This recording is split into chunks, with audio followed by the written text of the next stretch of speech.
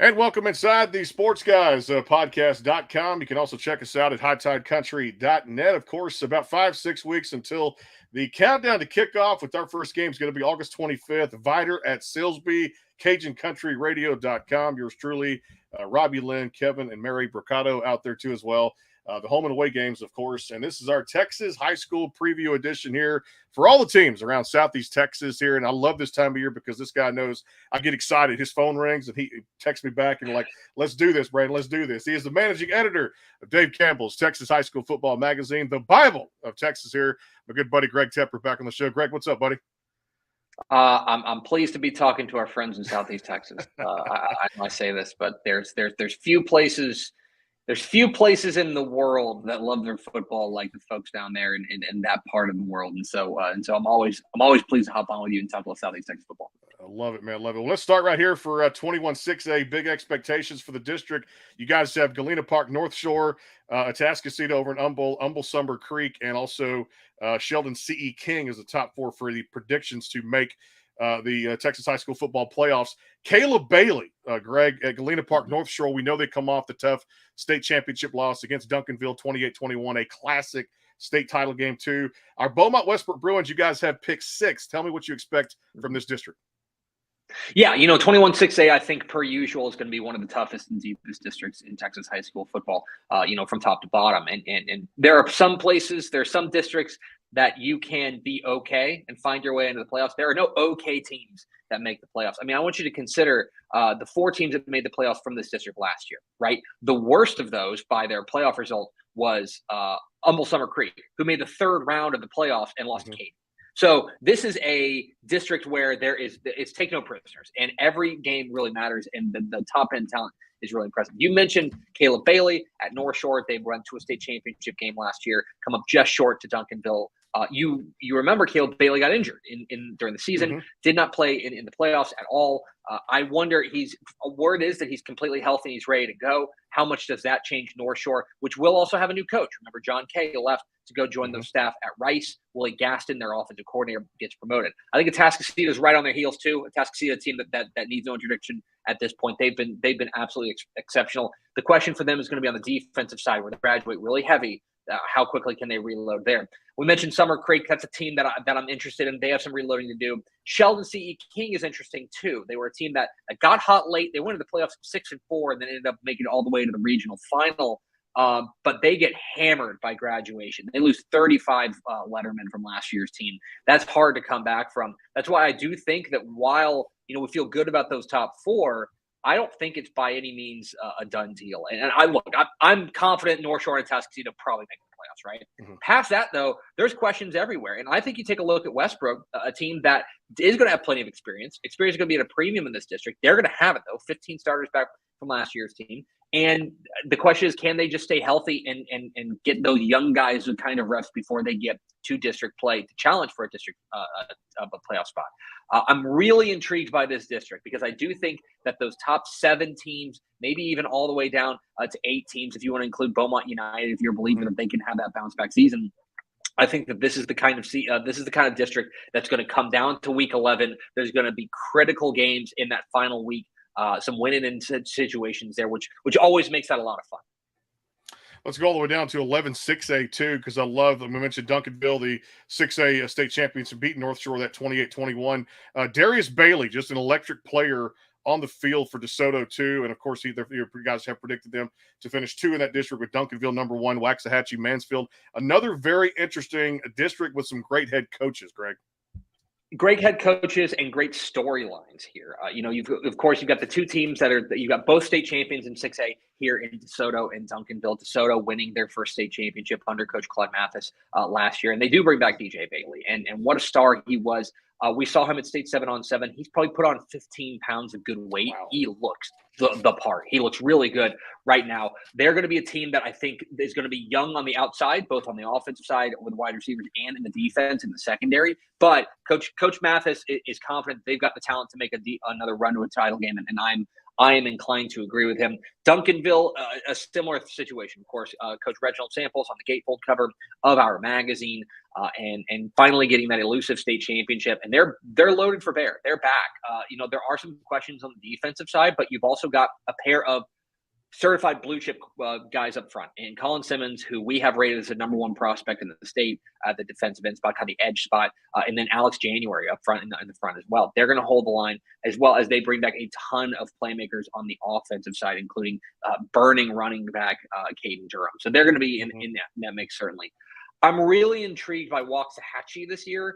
This is a team that finished 10-win season last year. They're going to be really fast. I'm excited to see what the Indians are able to put together. Mansfield and Mansfield Lake Ridge, I think, duke it out for that final spot. The real wild card here, I think, is going to be Cedar Hill. Cedar Hill going through a coaching change of their own. Carlos Lynn leaving to go to Crowley. They hire Nick Ward off of the Midlothian staff. This is a program that's in need of a jolt. And last year at 2-8 was simply not their standard. How quickly can Nick Ward kind of install his system there at Cedar Hill? That's really intriguing to me as well. So I'm fascinated by 11-6A, but especially at the very top. I mean, Duncanville DeSoto is going to be one of the most anticipated games in the season this year at any level. I'll tell you what, I love this one too with 19-6A. Of course, one of the legendary head coaches I love down here, Gary Joseph. His dad, of course, or his son, I should say, Jeff Joseph, coaches Port Neches Groves. What a run it was for them last year. But 19-6A, Greg, the Katy district, I call it, with the Katy Tigers, and of course Katy Tompkins with Katy Jordan and Katy Cinco Ranch, another good one. And this is also just another cool one with a guy named Andrew Marsh at Katy Jordan. You guys have as a preseason offensive MVP, which this is going to be another fun district for 19-6A, Greg. Yeah, it really is. These are programs. What I love about 19-6A is that there's really no love lost because they just know each other very well. I mean, they're all in the same town. You've got it's full, a district entirely comprised of KDISD, and in the end, what ends up happening there is that you get these teams that because they know each other really well, you get this kind of chaos down the stretch, and that's what I think is going to be a lot of fun. Last year we all kind of penciled Katy Pato in as maybe the second best team in the district, coming off of a state championship, moving up from 5A. Well, they missed the playoffs. They go 5-5. They lose the wrong games and are out on a tiebreaker. Last year as well. I'm also, and then you've got another team in Katy Morton Ranch who kind of surprised everybody and made it to a playoff run last year. I think you kind of throw these teams with the exception of Katy and probably Tompkins at the very top. Although Tompkins suffered a first round loss last year to Fort Bend Ridgepoint, I think besides those two teams at the top, you kind of throw them in a blender and you kind of say, all right, who's going to come out on top? I like Katy. I love what they bring back on the offensive line. I think they're going to be really solid up front. Surprise, surprise. They're going to be able to run the ball very well. I think Tompkins is probably the second best team in that district, even though they have a ton of replacing to do, especially up front. Past that, though, I mean, just reach in and grab a name. I mean, it could be Seven Lakes. Who knows? Who finished second to last in that district? They've got a ton coming back. Made Creek, there's a lot of buzz around Made Creek making a run. Taylor, Pato, Cinco Ranch. I mean, Morton Ranch was a surprise team last year. There's going to be one of those teams that surprises everybody this year. I think right now, if you were to buy stock in one, it would probably be a team like Katy Jordan, still a young program down there in KDISD, but it's a battle royale in District 19-6A, which is going to make, whenever we get to about October 1 and we really get into the heart of district play, it's going to make this really fun. Each and every week, there's going to be a showcase showdown. Here's another one that could be really good, especially around this area too. Jalen Hurts Old School, the Channelview Falcons, going all the way down to 22-6A here. And one of my good old buddies used to coach on the staff with, Chris Quillian's now back at Deer Park. Austin Flynn, the head coach there too as well. And I think this is going to be cool for me because I'm excited to see kind of where this goes. And like you said, it could be jumbled up. There could be a wild card in there, but Deer Park expected to win 22-6A too. But Cam Webb, Greg, at South Houston, phenomenal athlete. He really is. He really is. And they've got, this is a fast district. There's speed in every one of these teams. And I think all these teams are going to be able to play a little bit of defense as well. You've got those two non-Pasadena ISD teams at the top, Deer Park and Channelview, in some order. Right now, here on July 26th, I like Deer Park over Channelview, but ask me again in a week and I might change my mind. I mean, these two teams seem really close. I think I like the experience, especially on the defensive line that Deer Park brings back. I think that may be the difference for now. But then you look at the Pasadena teams, right? With South Houston, with Dobie, with Memorial, with even Rayburn. Three of those teams, those first three, South Houston, Dobie, and Memorial, they all finished 3-3 in district last year. I mean, and they had to go to a tie break to figure out who got into the district, who got into the playoffs. It ended up being Memorial, who was the odd man out. That is going to leave a sour taste in their mouth. And I think that they, especially with the experience that they have, they've got 16 starters back. I think they're one of the sleepers in the Houston area, that Pasadena Memorial team. I'm excited to see what they're able to do. But the issue they're going to run into is depth. The top line talent's really good. That second line, things get a little dicey. That's the problem there for Pasadena Memorial. But for now, Deer Park and Channelview, that looks like, for me, I would need to look up when that game is, but that's the district championship game in my mind. But then it's going to be, again, those Pasadena schools all just taking ice cream scoops out of one another on their way to a playoff spot. You jump down here, especially here in Southeast Texas. Again, Greg Tepper, managing editor, Dave Campbell's Texas Football Magazine, joining us here on the SportsGuysPodcast.com. You can also catch us at HighTideCountry.net for the music show. District 8-5A, Greg, is phenomenal here because I love all the stories I'm hearing from Brian Morgan down here. They've got 11 starters coming back, 4 on the offensive side, 7 on the defensive side. Right there, too, as well. Number 1, Barbers Hill, Crosby, New Caney. You look at Humble, Kingwood Park, and LaPorte. Of course, the Baytown schools always kind of be a jumble of a mix there, too, as well. Another fun district this is going to be, and I tell you what, I'm interested to see what Robert Toomer does with the Sterling Rangers, too. Yeah. I think that Coach Toomer, this is probably not the year for them, but I do think that you're going to see some improvement there for a program that's really in need of a jolt. But I'm excited to see what they're able to do. This district is going to be very physical. These are teams that are going to beat each other up, and I'm really excited to see exactly how Port Arthur Memorial lives up to these expectations. I think they kind of last year surprised some people. Last year, but make a run to the regional semifinals, kind of, I think, really blossoming as the season went on before they ran into Longview in the regional semifinals. They're going to be really good on the defensive front, which I know is something that Coach Morgan's really excited about. But this is still going to be a pretty young team, and especially on the offensive line, that's a question that I have. Does Barbers Hill, which I think right now may be a little bit more of a finished product than Port Arthur Memorial, what happens when they meet after a few weeks? Can Port Arthur Memorial kind of get that experience that they need? Crosby's fascinating as well. A new coach there, coming down from the Metroplex, and Joe Willis, who was the coach he was coach at Colleyville Heritage before that. He won a state championship at Cedar Park in the Central Texas area. He's a guy who knows his way around a football. This is going to be how quickly can he kind of put his stamp on this program. This is far from a program that was hurting, right? I mean, it's just back in 2020, Crosby played for a state championship. Now with a coaching change and with a few pieces that they have to replace, especially up front, that is going to be a question for them, I think, for Crosby.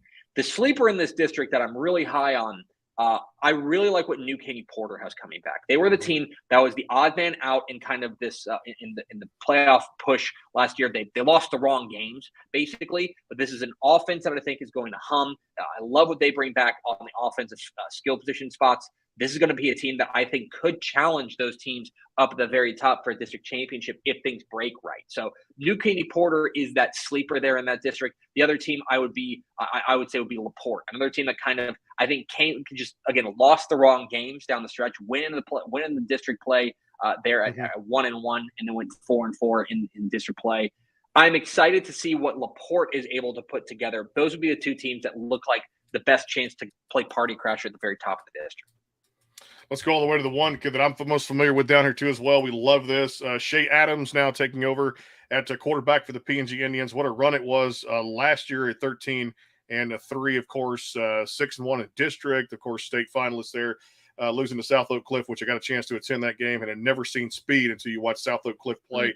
But this is going to be fun because you look at Fort Bend Marshall, always kind of that arch nemesis down here. You've got P&G pick number 2 down here with head coach Jeff Joseph. Texas City, Dayton, Santa Fe, Nederland, Monte Barrow, always a great program. Trying to resurrect that Nederland program and steer it in the right direction. Another interesting district, and got to ask you, what a state run it was for Port Neches Groves.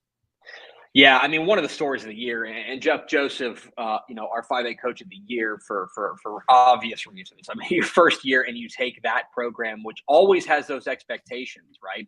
P&G is one of those programs that they roll out of bed and they expect to play for a state championship. And to get there in his first year, just a remarkable thing. I ended up talking with a lot of people around, I talked with coaches leading up to that state championship game. who know Jeff Joseph, and I remember asking like, "Is this a surprise to you?" And all of them said no. Like, this guy's been a ball coach in Jack since he was coming out of the womb. And obviously his dad knows a little something. His dad, his grandfather, his whole family knows a little something. It's a family tradition making state championship games. But I'll tell you, P&G, what they did last year was very, very special. And yeah, they have Shea Adams at the quarterback spot. He is a dynamic playmaker, a guy who's going to be able to make a ton of plays individually, one of the very best weapons in the state. And I'm excited now that he's kind of on people's radar, that everybody gets to see what a special athlete he is. My question for P&G is on the defensive side, and especially in the secondary, where they pretty much got wiped. And also, when you take Shea Adams and you move him to quarterback, you now don't really have a ton of known commodities on the wide receivers front. That's going to be a challenge. What happens when they run into a team like Fort Bend Marshall? Now, Fort Bend Marshall, you remember they split the season series last year, right? Fort Bend Marshall won in the district play, and then remember they won by 3 touchdowns over Port Neches Groves, and then P&G went and returned the favor in an instant classic in the playoffs, right? True. My question is going to be what happens when they line it up again. This is a Fort Bend Marshall team. Coach James Williams, I think, one of the very best coaches in the state, and they have a lot to be really excited about, especially they're going to have speed on the skill position spots. Their question is going to be on the offensive line. Can they rebuild? I believe they have to replace 4 starters on the offensive line. That's the question for them. The team that I don't think anybody's really paying attention to in this district is probably Texas City. I like what this team has. 14 starters back from a team that made the playoffs, I think, a year early last year. And that senior class is one that I know Stings fans have been really excited about. I'm excited to see what Texas City does. You mentioned Nederland. I'll say this about Nederland. I think this is I think there's a lot of pressure on Nederland this year because of not through no fault of their own. But P&G can't run to a state championship game and then you guys go and roll out another 2-8. Like, it just can't happen because then people start murmuring around town. I think this is a big year for Nederland to have a bounce back year. I think they need it. I know that they're really excited to see what they do on this defensive side. This is going to be a smallish team, but a fast one. And that's one that I'm excited to see how that translates to this district that does have its fair share of athletes. And the question is going to be which of these teams can kind of rebuild in the trenches the quickest. That's going to be the difference in what makes up District 9-5A Division 2. And of course, Nederland stumbled to their worst season since 1991. Makes me feel old now, too, looking back on all that, too, at the same time. But definitely one of those things to get Monty Barrow and get those guys. You mentioned Texas City. I want to see the kind of season because I know the kind of player that Caleb Bell can be as a running back for the Stings down there, too. You're right. An electric player, elusive, hits those holes very hard. And here's a guy that can easily rush for over 1,000 yards, Caleb Bell at Texas City. Yeah, I think so. This is every one of these teams, right? Whether you're talking about Fort Bend Marshall or you're talking about Willow Ridge or you're talking about Galena Park, every one of these teams has a dude, at least one dude on their team that you have to game plan around. Some of them you know their name, and others of them you're going to find out when they break some 80-yard touchdown run on the second play of the game. And you're like, wait, we were supposed to roll over this team. That's what's so fun about this district is every one of them. There are teams that are better than others, in my opinion. I think Fort Bend Marshall, for example, is better than Willow Ridge. But Willow Ridge is going to have some people that are going to make Fort Bend Marshall sweat, and that's what's exciting. Got to ask you about this. Jump down to our Vider Pirates down here in 10-4A Division 1. Lumberton, LC, and Vider Livingston kind of right in there with Hargrave and Splendora kind of coming up and kind of rebuilding their program. Some great coaches here. Dwayne Dubois takes over for the great Jeff Matthews after 20-plus years at Vider. Of course, Dwayne is a veteran coach, and you've got some guys such as Braden Root, who played last year, played both sides of the ball. And this is going to be an interesting season for Vider with the head coaching transition here too, Greg. But I like where you kind of put him at third because Lucas Powell and the Lumberton offense is an air attack. Yeah, Lumberton is going to be on my short list of teams that I'm like really like. I'm this close to just buying stock in. Because I love what James Reyes is doing down there. I think that they have really built that program into a power after a kind of a long stint kind of in the wilderness. But this is a Lumberton program that has been really, really terrific the past few years. I mean, you remember This is a program that was just 6-5 in 2021, and then suddenly they go to 11-2 and make to a regional semifinal. I think Lumberton is for real. I think that these were, and the other thing about Lumberton is that there's a real argument to be made that they were a year early last year. I mean, I think they started 8 sophomores last year. This was a young team last year to make it all the way there. I'm really high on Lumberton. Little Cypress Mauriceville is a team that, of course, one of the very best coaches, in my opinion, in Texas high school football, coaching for them. This is a really exciting team that I think has an opportunity to surprise some people after last year's kind of middling season. But I love what they bring back on the offensive line. And when you think back to the great LCM teams, I think when you think about them, what you think about is great line play. That it all starts up front for them. And so this is one of those teams that at LCM, they have those ingredients that remind you of those great teams. And then go back to when Eric Peavy, the coach there at LCM, took them to a state championship, took Beaumont Westbrook to a state championship game back in 2018. We pay a lot of attention to Laravia Eli. We pay a lot of attention to Robert McGrew and some of the playmakers that had. I thought the real strength of that team was their offensive line. And so that's what has me excited about LCM this year. You mentioned Viter, and Viter is a team that I think they got a real steal in Dwayne Du Bois. He's a guy who knows his way around Southeast Texas. I think he's got a great opportunity to do great things at Hardin Jefferson. I am excited to see what he does.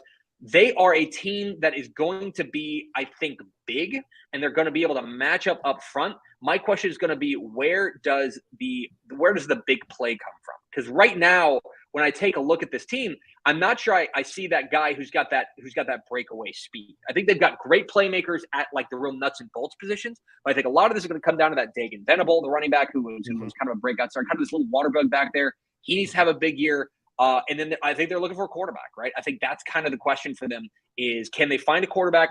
And can they find a way to find that breakout player who can be that deep threat, take a top off a defense? That's the question for me for Viter. I like slotting them third because I think they're comfortably a playoff team. I think they're comfortably one of the 4 best teams in that district.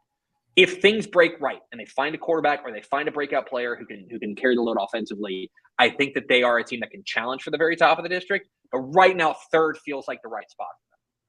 And, of course, last year, the big home win against LCM, got to go to LCM this year, which is always kind of one of those trap games, a rivalry game there, too, at the same time. And then definitely try to beat Lumberton to get inside that top 2 there. But you could easily win 2 games in a district like that and still get in the top 4 for the playoffs here. Let's go all the way down to 9-4A2 because a player we're going to see August 25th during the opener on CajunCountryRadio.com, the Willie Ray Smith Offensive Player of the Year, and you guys preseason offensive MVP, a Texas A&M commit, Draylon Miller and the Silsbee Tigers. Holy crap. This is Randy Smith, the program, 15 returning starters, 13-1 last year, 6-0 in district. I mentioned the classic playoff game, too, as well. Silsbee, Jasper, Hampshire, Fournette, West Orange. Can West Orange get back to what they're doing, Greg? Another fun district in 9-4A Division 2. Yeah, maybe the best and deepest district in 4A Division 2. All due respect to I don't even know who would be second, but I think they are pretty clearly the best district. I mean, you look at the top. I mean, you mentioned Draylon Miller, and if you've never seen this young man, I mean, he's different. He's special. He's a special playmaker, and the guy he's so smooth. That's the question that I keep coming back to. You saw we saw him at State 7-on-7, and of course that's as a coach once told me 10 years ago. He said that's underwear football. But we were watching him, and he's running a route, and he's catching a ball, and he's kind of getting tagged kind of from behind. And there were 4 or 5 times that we were sitting there on the sideline. We're like, oh, that's a touchdown in pass. Like, not close. You're never bringing him down in open field like that way. He's a freak show. And the question for them, because they're a bona fide certified state championship contender, the question for them, I think, is going to be on the defensive side, which is kind of what let them down last year, right? It's what let them down. They lose that wild game against Cuero, give up 58 points, lose. The offense can't do everything. The defense has to take a step forward. If it does, they're right there on that short list of teams that can challenge Carthage, teams that can challenge Glen Rose, teams that can challenge the very top of Wimberley, 4A Division 2. Also in that district, though, is what I would probably categorize as a sleeping giant, and that is Jasper. A second year under Kendrick Crumity there at Jasper. They bring back 19 starters, including every starter on defense. And Coach Crumity has been intentional and very vociferous about saying we're going to get back to Jasper football. And Jasper football is just knocking your teeth through the back of your head.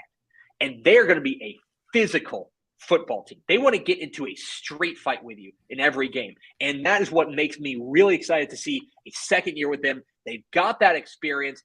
Again, a question for them is going to be depth. They're about 3 injuries away from being in the danger zone. That's the question for Jasper. Love Hampshire Finette, what they were able to do last year. They bring back a decent amount, and they've got a really good JV group that's moving up. I'm excited to see them, but they're losing the heart of that defense. They lost 2 really good linebackers that they've got to find a way to replace. And there's West Orange Stark. Coach Hiawatha Hickman there at West Orange Stark. They go 5-6 last year, which is not up to their standard, plain and simple. I think there's some pressure on that program to get back to their winning ways. The problem is that district's just a bear. And, I think those are, in my opinion, with all due respect to Liberty, Bridge City, and Hardin Jefferson, I do think that those are pretty comfortably the top 4 teams. Can anybody challenge Silsbee? Can Jasper kind of live up to their play to their paper? And then can West Orange Stark kind of get their wheels back on? Those are kind of the big questions there in 9-4 Division 2. But it will be fun. And these are also programs that do not care for one another. They are spicy rivalries when they get together. And that's going to make for a lot of fun. I'll tell you another team here in Southeast Texas I'm looking forward to, Greg, to get back to playing that physical style of football, smash mouth, knocking the teeth at the back of the throat. You mentioned is Ty Robinson and the Woodville Eagles down at 9-3A Division 1-2. You've got Diboll still up there, too, at the top prediction to make the top 4, making the playoffs there. Woodville, Cold Spring, Oakhurst, and, of course, Palestine as well. But Ty Robinson and the Woodville Eagles returned 14 starters, Greg, and this is a football team I'm just ready to see get back to that physical style of Woodville Eagle football. Yeah, it's interesting because this is a team that I think the past couple of years, the playmakers have kind of taken center stage for Woodville. They've been a team that have kind of, I don't want to say they've been a finesse team, but like they've certainly had their fair share of burners, their fair share of wide open playmakers. That's what's interesting to me is can they get back to that old school style of football? Because you're right, Woodville at their best is a team that plays smash mouth football, and they've got guys up front that they feel really good about. But they've also still got those playmakers that I think they're really excited to see if they can find that mix. Christian Bean, their wide receiver, is a real rangy wide receiver that I think is going to be able to be a breakout star this year. I know that they're excited about a guy who's now going to be a 4-year starter, in Raylan Williams, their quarterback. He's a coach's kid. They really like what he brings. And then I think on their defensive side, I've heard a lot of good things about Tyquan Miller, their defensive end. This is a Woodville team that you're right. Can they balance those elements of finesse and those elements of smash mouth football? Because that is kind of what they've hung their hat on historically. They do start the year second, I think, in that district behind Diboll, because the core that Diboll brings back from their district championship team. I think that is worth kind of taking the reins on. I'm excited to see what Diboll does in that second year, although they have some pieces to replace on the offensive side, especially at the skill position spots. But those are going to be the 2 teams, in my opinion, that are pretty clearly at the top. And that district matchup is going to be the district championship game. We like Cold Spring Oakhurst and Westwood to round it out, although remember, Cold Spring Oakhurst was a team that missed out on the playoffs on a tiebreaker that when they lost because they lost to Shepherd. I want to say in like week 10 or week 11, and got words out the outside looking in. They're going to be looking for some revenge this year, and they do so with a ton of returning talent. So this is a district that, again, at the very top, that Diboll Woodville game is a district championship game. Like, mark it down, buy your tickets right now. The question is going to be, what happens after that, and how do things sort out kind of those 3 through 4 spots? Let's go to 10-3A2 because Jacob Johnson, an explosive running back out of Buna as well. You guys have him as a preseason offensive MVP. And the same side of that defensive side of the ball where I used to coach for many years and say defense wins championships too. Anahuac has got Javion West, a corner there too that's electric too. Like I said, good footwork. Like I said, good eyes in the backfield too as well. He can actually read a lot of the routes that you see here. But you've got Anahuac and Orangefield, East Chambers, Buna. I love this kid, Javion West, and I think you guys have it stacked up really well. And it's just good to see the resurgence because just down the road here, 35 minutes, they're getting excited for what Greg Neese is doing, Greg, in Anahuac. Yeah, and they should. I think Greg Neese has done a phenomenal job there at Anahuac, and there's reason to believe that they are really, that what you've seen recently has staying power and is going to be kind of the norm going forward for the Panthers. They run that wing T, which is of course very hard to stop. This is going to be a different Anahuac team, though, because, they bring back a lot from last year's team. 7 stars on offense, 8 stars on defense.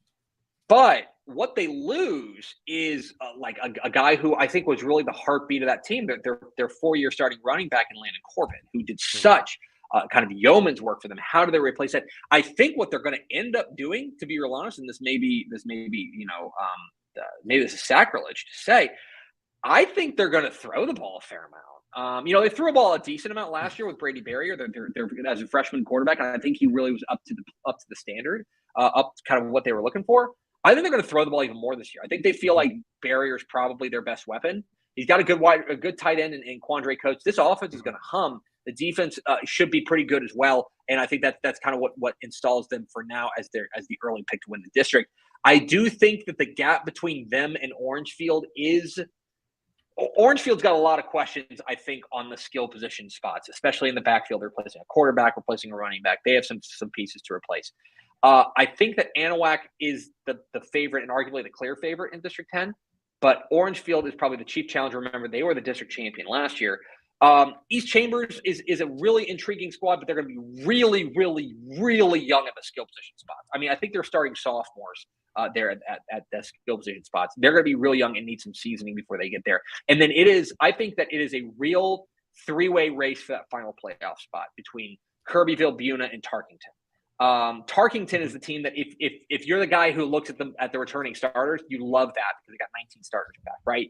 But they are smallish, and that's going to be the question: is can they kind of overcome that size disadvantage in a district? I know we're talking about 3A, right? But we're still talking 4A, 3A district. This is a big, beefy district, and so can Tarkington, who I think would classify as a sleeper in this district, can they find a way to kind of mitigate that size disadvantage? For now, I like Buna as that 4th playoff spot, but it is going to be, I think those 3 between Buna, Kirbyville, and Tarkington are probably the 3 teams to keep an eye on for that final playoff spot.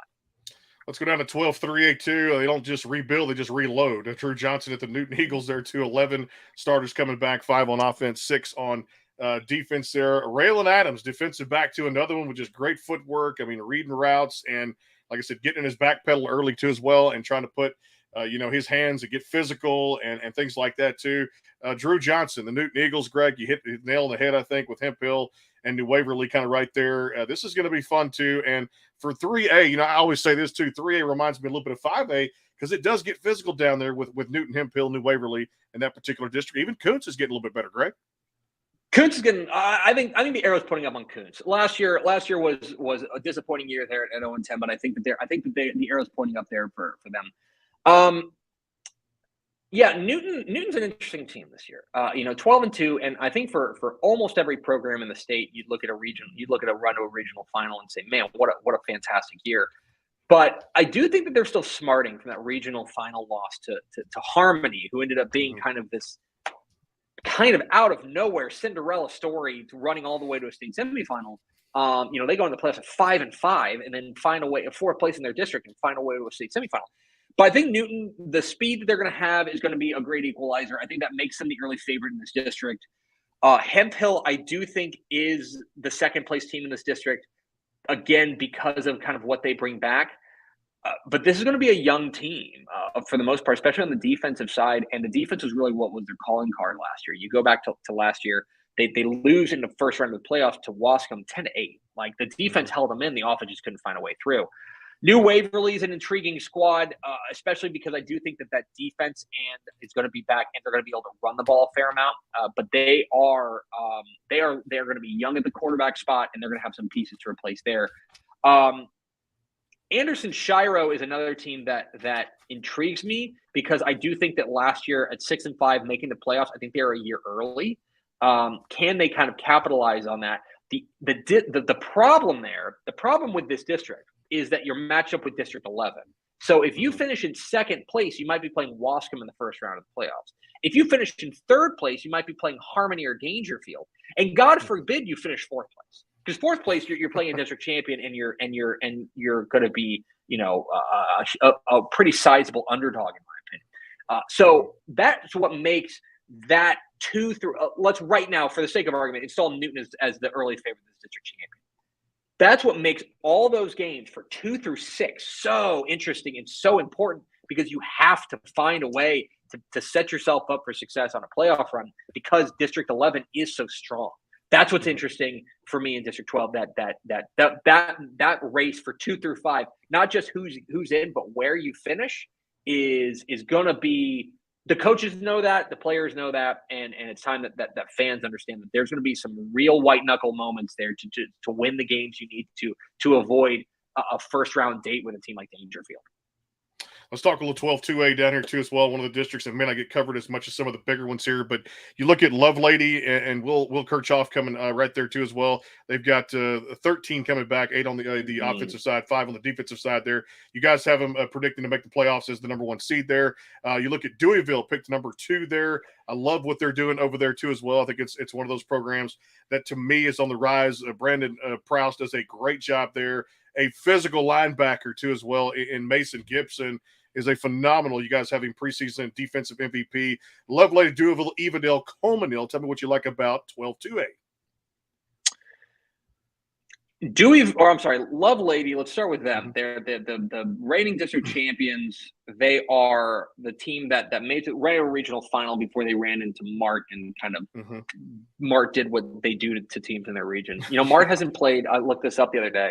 Mart has not played a regional playoff game within 3 touchdowns since 2016. They have absolutely dominated their region. They've been the power nexus there in Region 3. Now, Lovelady is really intriguing because they bring back their bell cow running back in Davian Skinner, who was really impressive and is a low 205 pounds. He was a guy who really caught fire in the playoffs too, and kind of got stronger as the season went on. And they also bring back all 5 offensive linemen. That to me is like, yes, buy stock. I really like what Lovelady has coming back. The defense is going to be the question for Will Kiroff's squad. Can they find a way to get a little bit better? But they also have to replace Sean Easterling, who was their quarterback last year. That is going to be a challenge for them as well. I like Deweyville pretty comfortably as the second place team in this district. They bring back 4 of their 5 offensive linemen. They are going to need to do some work in the secondary, but there's also not a team there's not a district that throws the ball particularly effectively. And so I think that they're going to have time before they get into the playoffs to kind of build up that secondary. That's something that I'm intrigued by. And then you have Evadale, Colmesneal, and Hull-Dicetta, I would say, is probably in that order. And I would say right now I feel pretty comfortable about that. Hull-Dicetta is a team that they're going to have the playmakers, but they are very thin. I know we're talking 2A Division 2. So when I say thin, I mean that they're going to have like 24 players or something like that. Around that, like last year, I believe they suited up 22, right? That's the issue for them is going to be that depth, that they're 1 or 2 injuries away. And I know we're talking about that 2A Division 2 level for every team. Their depth is a real issue. And so for me, I like Evadale and Colmesneal as 3rd and 4th.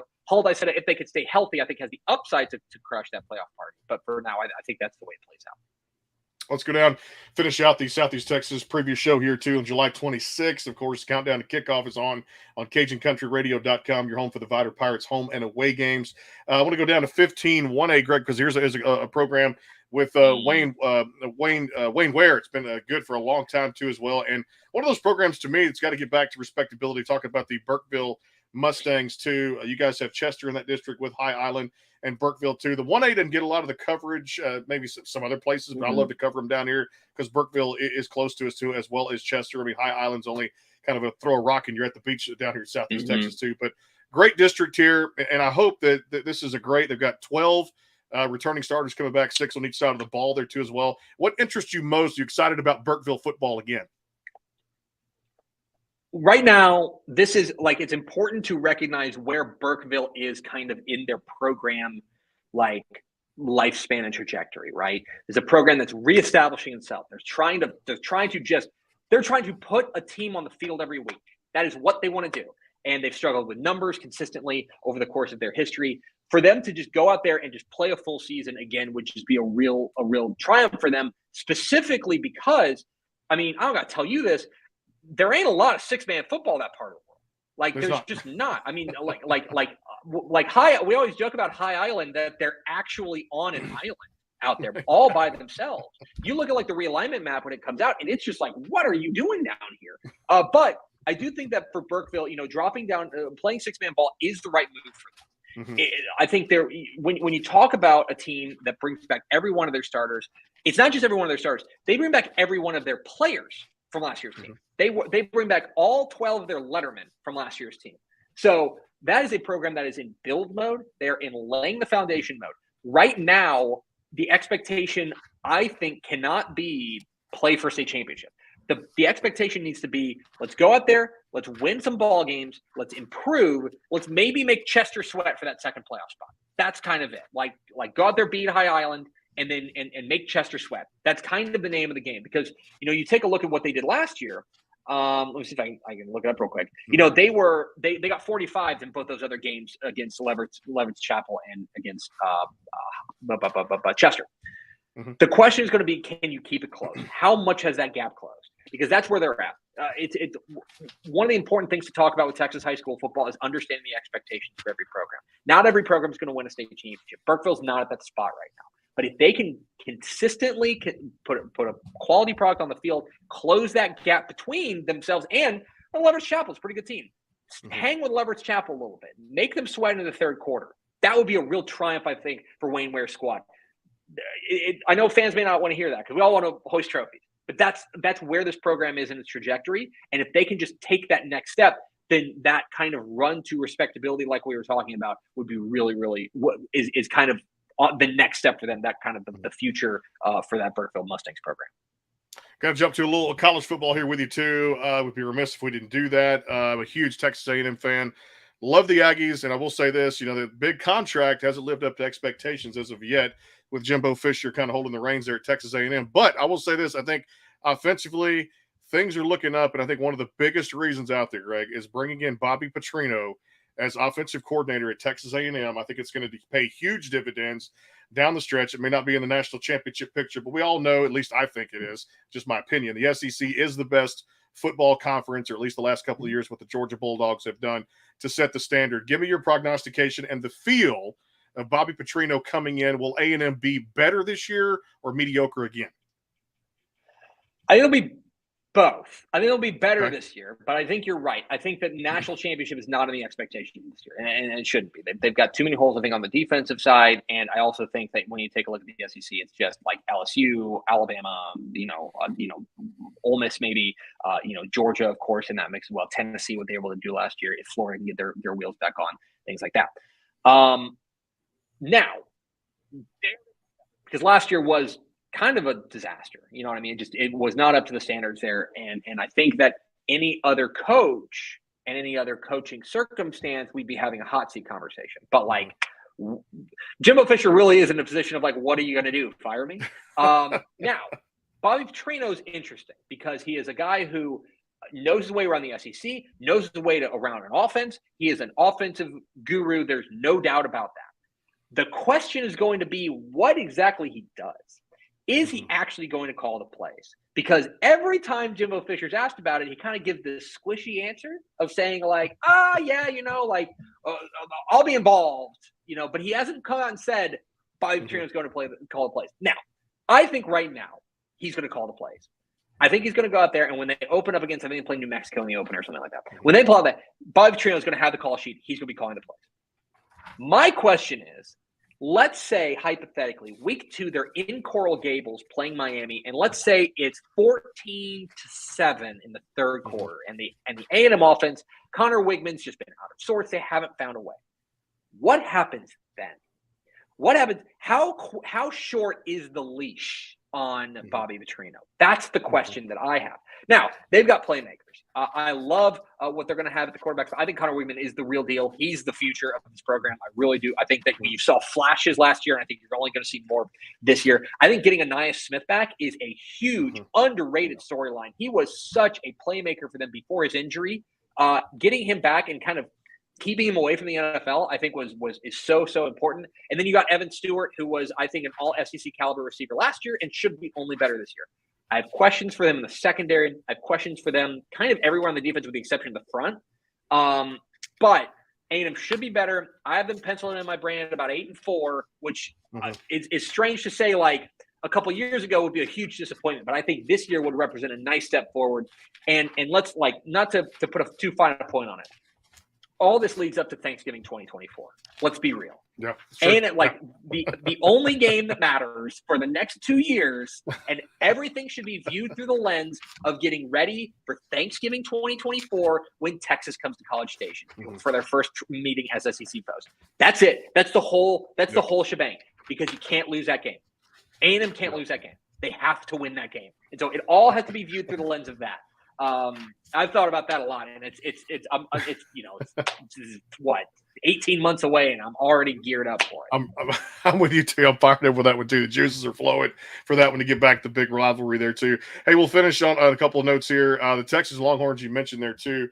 Definitely one of those programs that's interesting too. And I'm interested very much on the offensive side in quarterback play. We all know Arch Manning, one of the most highly recruited quarterbacks in the country over the last few years. Just got a huge NIL deal too with a trading card company too at the same time. Quinn Ewers, some great NIL deals. Is this the year, and I always say this, even with, like you said, juice is flowing, switching conferences, 18 months away. Is this the year I feel like the Longhorns show more? Missing Bijan Robinson is going to be a huge loss for him, but I just feel like something, hopefully in Austin, will get the booster club and the fans excited about Texas Longhorn football again, Greg. It better be the year. Because if it's not, we got to have big conversations here, okay? This is unequivocally, unabashedly the most talented team in the Big 12, and it's not real close in my opinion. I think they are the runaway favorite in the Big 12. I think the talent they have, you mentioned the quarterback room, they didn't even mention Malik Murphy, who I think will be starting in about 50 FBS programs right now. The playmakers they've got coming back, they're adding in AD Mitchell, the wide receiver from Georgia. They've got Xavier Worthy back. They have got they lose Bijan Robinson, but they feel really good about the running backs they've got back there, like Jordan Whittington, Jonathan Brooks. They bring back Jatavian Sanders. The offensive firepower here is shocking. And the offense should hum. It absolutely should hum. And the defense has playmakers. They lose guys like DeMarvion Overshown, but I do think that they've got plenty of reserve talent. This team is loaded. So you can't go 9-3. You can't. I'm sorry. The expectation there has to be we are at least in the Big 12 championship game. If they are not in the Big 12 championship game, they need to have serious conversations about Steve Sarkisian and whether or not he's the guy. Because again, same question, different side of the state. It all leads up to you have to win that game on Thanksgiving 2024. You have to win it. And it all leads up to there. And you cannot roll into the SEC as the third best team in a relatively weak Big 12 this year, which is what it is. It's like TCU is going to be down. Kansas State, I think, is going to take a step back because they lose Deuce Vaughn. Oklahoma, I think, is still kind of getting their wheels under Brent Venables. Who knows what Oklahoma State's going to put out there? I mean, there's a real argument that Texas Tech's the second best team in the Big 12. This is the time for Texas to be back. If they're ever going to be back, it has to be this year. Because if it's not, then it's like sound the alarm time in Austin. It could be. Sark's, like I said, one of the things where it's on the hot seat after this season, especially going into, as Greg said, the SEC too, because like I said, it's one of those things where it's the Georgia Bulldogs owning it right now, trying to go for that first three-peat in a long, long time. Hey, NFL-wise, the only thing I'm interested in, I think it's going to be the class of the NFC East with the Philadelphia Eagles kind of being the class of that division again with Dallas and, of course, the Giants, kind of battling it out for that number 2 seed. And we'll see what it looks like for the wild card side. But I'm interested to see kind of where this goes with DeMeco Ryans, Nick Caserio, and the Houston Texans. They had what I think is two of the best guys you can get, C.J. Stroud at quarterback. And, of course, again, these are rookies. They're still going to be kind of thrown in the fire. Will Anderson could be the steal of the NFL draft. Expectations for the Texans, I keep seeing, Greg, 6 wins, which to me, in DeMeco Ryans' first year, that's acceptable for me. Yeah, that'll be. I think 6 wins. I'm not saying you throw a parade, but you at least look at some plans.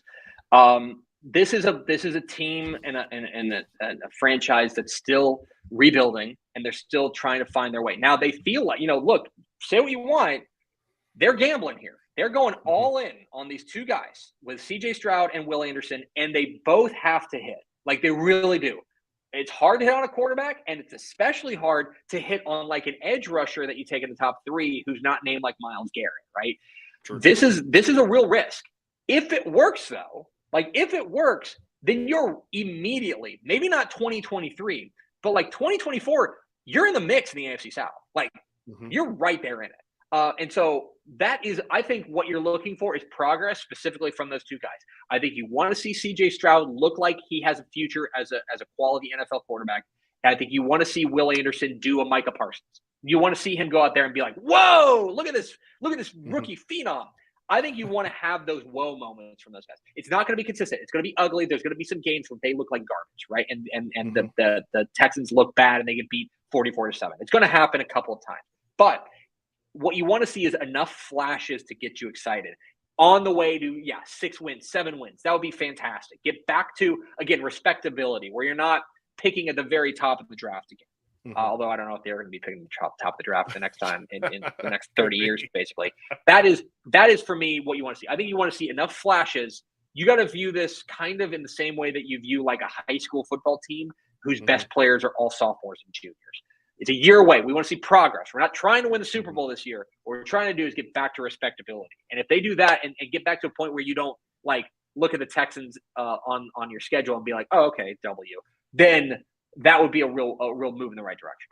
No doubt, too, as well. I'll tell you what, I want people to check it out. All the teams we've talked about today here in the Texas preview for the 2023 Texas High School Football Preview Show here in Southeast Texas. Again, Dave Campbell's Texas Football Magazine. Go to texasfootball.com. You get a pretty much a digital copy now, digital subscribe. Get access to all the information that Greg puts out. And, of course, if you go into your Barnes & Noble, local bookstores, it's on the racks out there, too. Managing editor Greg Tepper of Dave Campbell's Texas Football Magazine joining us here at the Sports Guys Podcast.com. Greg, always appreciate it, and looking forward to catching up about midseason. We'll do it again. Absolutely. Happy football season. We're looking forward to it. Vider Pirate football coming up here in about 5 weeks. CajunCountryRadio.com. Yours truly, Robbie Lynn and Kevin, Mary Mercado out there, too. All the home and away games, too, for that District 10 4A. It's going to be fun again, too, as well. I'm already fired up, and we're still 6 weeks away from kickoff down here. It's going to be a fun year, and I tell you what, if you've never been to those state title games at Arlington, the coverage they do on Valley Sports and Greg's team up there is fantastic. You won't find the coverage anywhere else. Over 1,500 Texas high schools previewed at Dave Campbell's Texas Football Magazine. We'll see you guys on the flip side here. Again, our thanks to Bangtail Whiskey and our friends at Honky Tonk Texas. You can check this out, pretty much the podcast, at the sportsguyspodcast.com. Also check us out on the music side at hightidecountry.net. We'll see you guys soon. Happy football season. Take care.